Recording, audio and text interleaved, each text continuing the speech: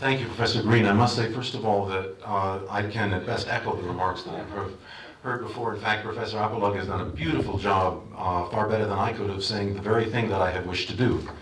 But I will repeat in slightly different terms for the benefit of emphasis, and these are both in some way more personal terms, which may be helpful, and also relates to the remarks made earlier by Professor Pearl and Dr. Fassberg. Let me first of all begin with the bottom line, which, if you like, is another way of saying what Professor Apolog has already done.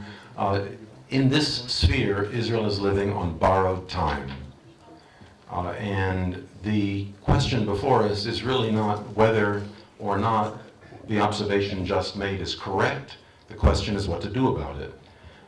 And I think all of us bemoan the situation. I doubt there's anyone in the room who would not agree with what he or she has heard.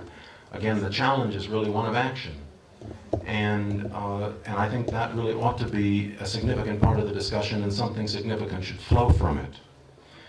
Let me, however, just briefly recap in the following terms. And as I mentioned earlier in the remarks to which Professor Green has alluded, I could comment specifically on the field I know best, which is biomedical science.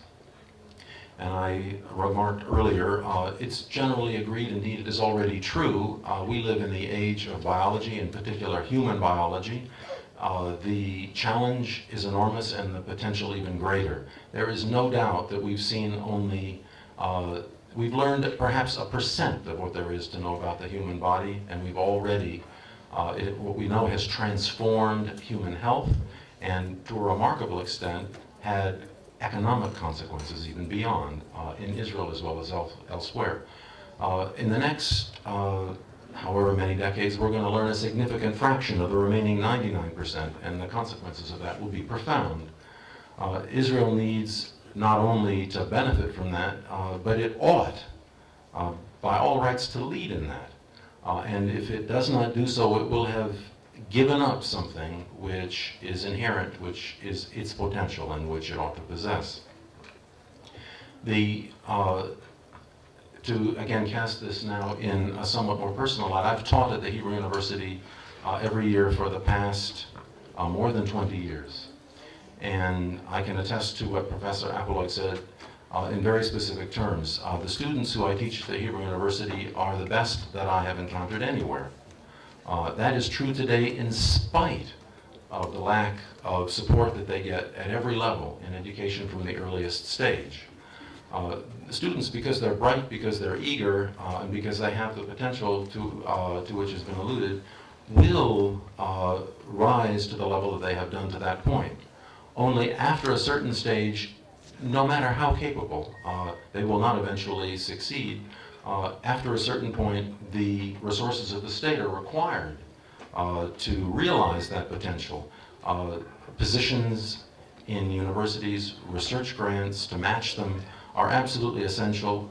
They are lacking, and as Professor Apolog has noted, they are lacking to a greater extent today when the country is prosperous than they were in the past when it was in need.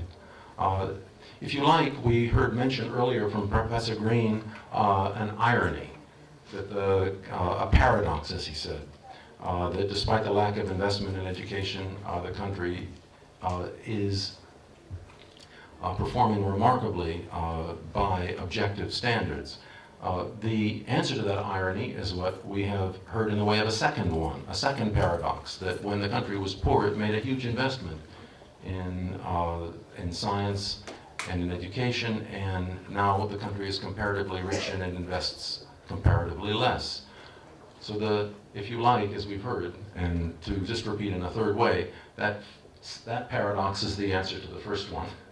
The investment was made before, and the payoff is now, and if more is not invested very soon, there will be no reward in the future, and it will be too late, and we will bemoan the fate. Let me come lastly then to the question of action, because I think that's essential.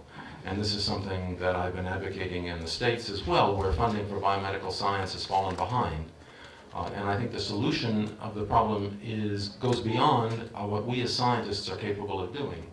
Scientists are trained and are selected for their capacities in the specific fields that we do or in the kind of reasoning or teaching that we engage in. But we are not selected for our public relations or other related skills, which are essential in this regard. There needs to be, on the part of scientists, then participation in a campaign that enlists the skills of others who are professional in that capacity, to bring political pressure, to make the message heard, to reach the general public and the politicians in the end who depend on them for support.